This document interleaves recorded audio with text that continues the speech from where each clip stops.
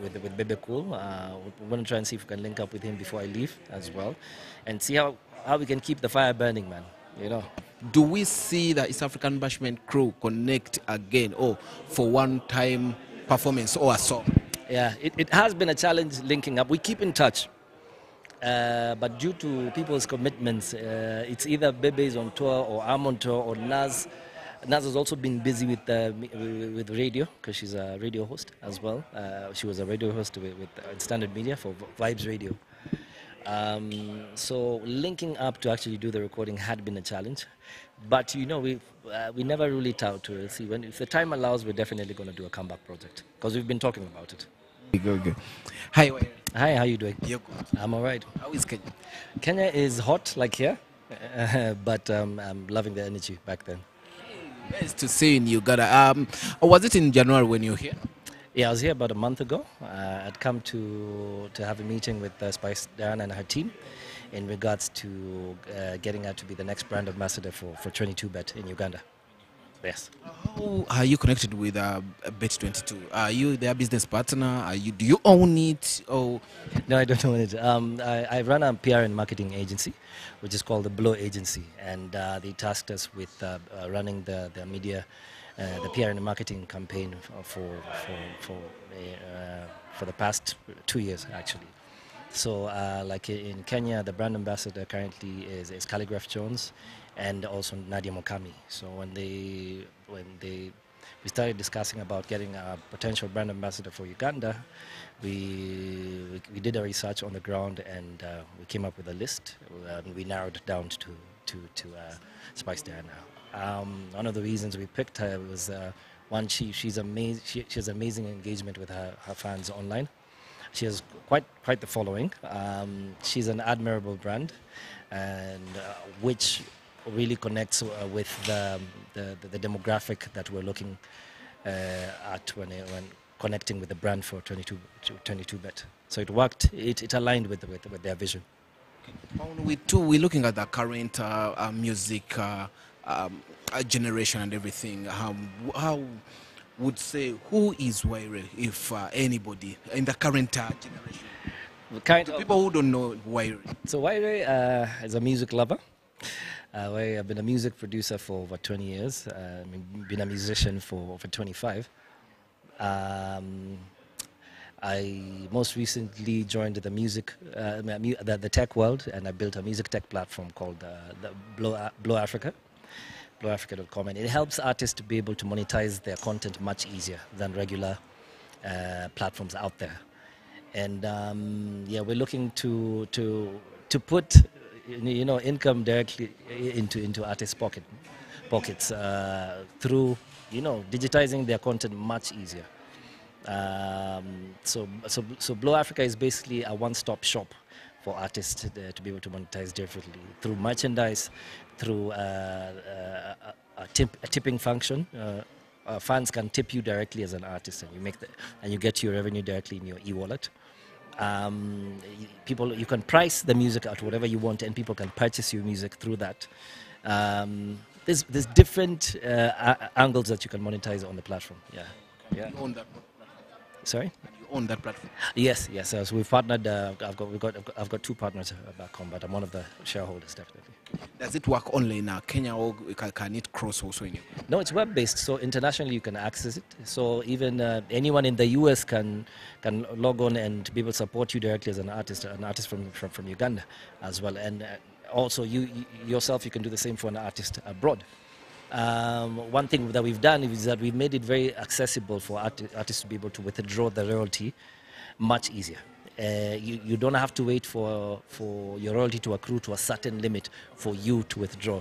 Any amount is accessible. Any amount? Exactly. Oh, yes. That's great. Yes.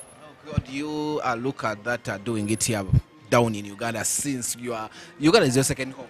Already I'm talking to a couple of producers and artists in regards to the platform. So don't be shocked when you start seeing some artists on the platform already. We've been testing the payment gateways on our platform, and they're working pretty well also on this side. Yeah, so look out for Blow Africa. Very soon. Yeah. Okay, since 1996, you've been in the music That's true. Yeah. Was this your first attempt to music? Oh, in 96 is when I recorded my first song. Actually, I mean, I was still still in high school, but the music industry has changed. It's come a long way. My first recording was a reel-to-reel recording before we moved on to digital, and it's great to see how far the music industry has come, especially when it comes to recording techniques, to how the music is being consumed. I mean, back then, myself and Akina Bebe used to walk the streets selling our albums, you know what I mean, on tapes and CDs. You had to take stock to your stock of CDs to different stores and leave it on consignment. Touring was a nightmare because if you're going to the US, you have to carry a whole other box full of albums, and then you have to explain to to customs why you're carrying a whole box of CD. You know, nowadays all you need to do is upload your music digitally, and by the time you're traveling across, people are singing your music back to back because they've gotten it easily. And I'm glad the music industry has taken that direction. It's become much easier for you to have presence internationally. In 1996, when you recorded your first song, was it your first attempt in the music industry? In terms of recording, yes, but I had been performing still. I started performing pretty young, actually. My dad he used to take us out for concerts to go watch concerts. He had the largest collection of music ever, so that rubbed off on me, and that was part of my upbringing. That's what made me really get into music. High school, I was in the school choir. I had an a cappella group, so I started performing pretty early, to a point where I had no more stage fright by the time I was done with high school. You know what I mean? So it was a good training ground for me.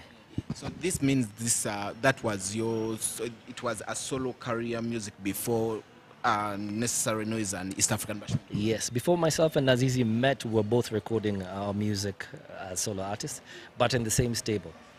It was Audio Vault Studios back then. And that's when I got to meet with Naz. Kept saying that we need an additional artist, and that's when we brought in Bamzigi. We worked on the first album together as Necessary Noise. On the second album, the group remained as myself and Nazizi, and we worked on the Kenyan Boy album. And I think that's the album that really now took us to higher levels. Who birthed the ideas of Necessary Noise and Bashment Crew? So Bashment Crew, okay, that's how already you've heard how Necessary Noise came up. But Bashment Crew, Bebe reached out to us as Necessary Noise because Bebe started his career in Nairobi. And that's where we used to tour a lot, you know, the Miss World concerts and all these things, and Beats of the Season. And he reached out to us while we were in the US on tour, and he's like, guys, I'm doing a comeback concert. I'd love you guys to support me. So when we came back from the US, we stayed 2 days in Nairobi, then came back immediately for Bebe's concert. And while we're here, I remember telling him, bro, I'm a big fan of your song, King of the Jungle. Yes, still a favorite of mine. And he was like, if that's so, let's hit studio, let's see what we can do tonight. And that's the night we recorded Africa Unite by Ness, exactly, for as Bashment. So when we performed the song the next day at the concert, and the crowd went crazy. So we saw there's actually some potential here. Why not do more projects? So anytime we kept on coming to Uganda, we kept on recording.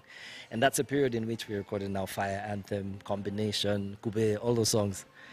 And it was a great venture, man. That's how East African Bashment was born. Yeah. And then later you went back to the solo career. That's after. How has it been after you leaving the Necessary Noise, leaving the Bashment Crew? How has the music been? It's been busy, man. I think for all three of us, the solo stint really took off, because I think we still have different sounds when we're on our solo tips.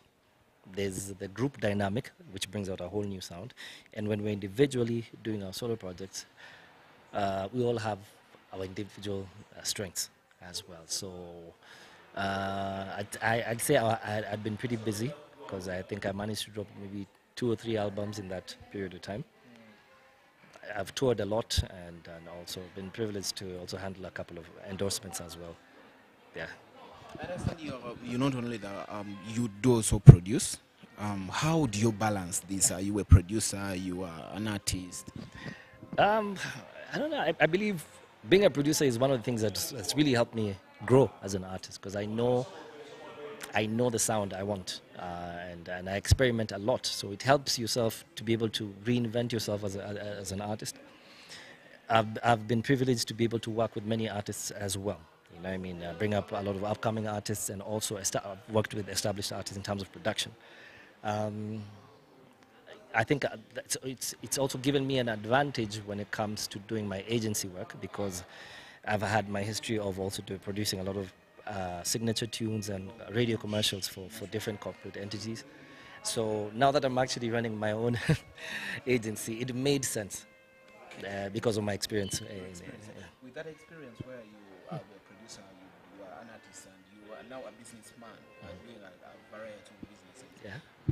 Running up and down with all that, How do you manage? Bro, bro, if you have the passion for something, you'll do it. You know what I mean? It's just about time management. You know what I mean? If it's one thing I've managed to do since I was young is plan my time well, and I think that's helped me. So when it comes to now handling the platform side of things, in fact, the next half an hour I have a meeting. I have to dash for a virtual meeting upstairs. Handling agency work after that. On the weekend, you're doing your shows and tours. I love doing it as long as you plan your time well, and then you also need the right team. Huh? Because if you don't have the right team, trust me, you will not pull it off. You'll burn out. You know what I mean? So we give thanks for the opportunities, man. You always visit Uganda for various reasons. And why? Why Uganda always? Because it's like Uganda is your second home? Uganda is definitely my second home. I think it's one of the first markets that really welcomed us in terms of our art. The reception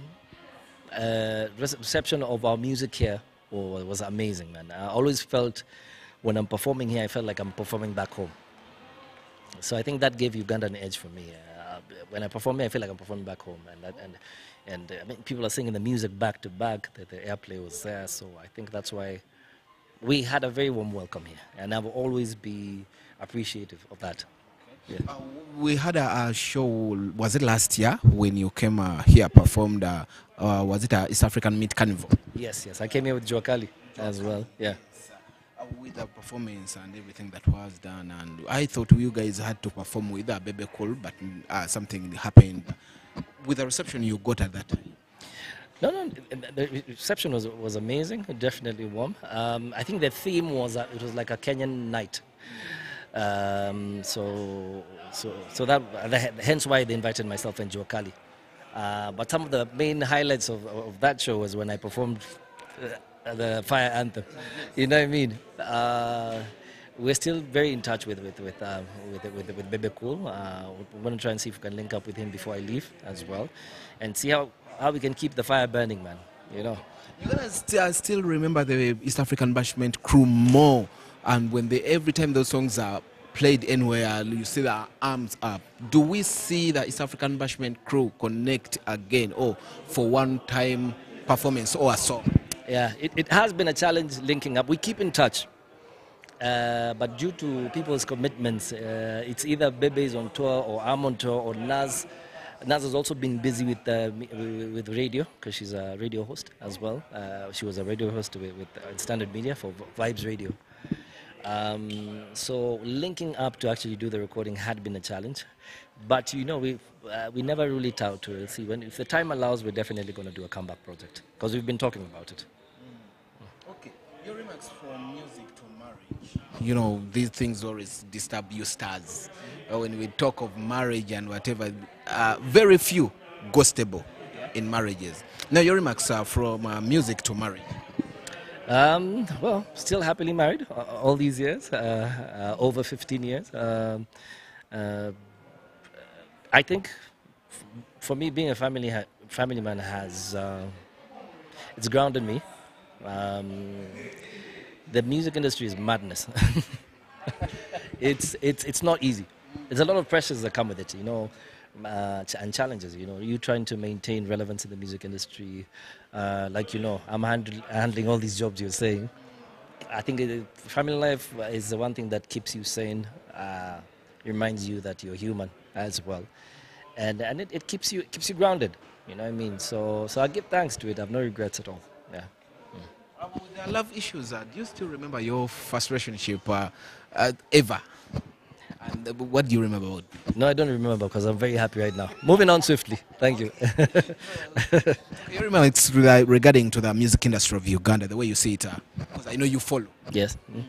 I'm loving the new crop of artists, and I'm glad to see that they brought a fresh sound to the industry. But I'm also loving how the old guards are still holding it down. I mean, I think Bebe dropped a single about 2-3 weeks ago, an amazing video. It's good to see the old guards still holding forth, and also I love seeing when they come and do combinations with the older generation and the newer generation. It always brings out fresh new sound, and I like it when that synergy is there, because that shows that that sound that's what brings up a new sound, and creates longevity for the artists and the industry. Since now you're in a direct connection with Spice Dan, working on a different business, that's on music, do we see any link in regarding music? We've already had talks about that, her team and mine as well, so we're definitely looking into it as well. I like her sound, and I'm not ruling out a collaboration at any point, by the way, because I do like her sound. And we've been in talks already, and we're trying to see how we can make that happen. At least now, this side of things, we've done the successful launch, and that's happened now. Now let's see what we can do now from the music side and make it happen. Yeah. How long are we having you here? Are you visiting studios here? I think I'm going to be here for probably one more day. At least now rest and make my way around town. If there's any performances tonight, I'll definitely go and check them out. Have you visited the old boys already? That's what I want to do from here. Once I'm done with this, and I'm done with my meetings, I'm going to reach out to my boys, Bebe and the team. Yeah. Okay. Wish you luck and everything. Thank you, man. Thanks for having me. Pleasure.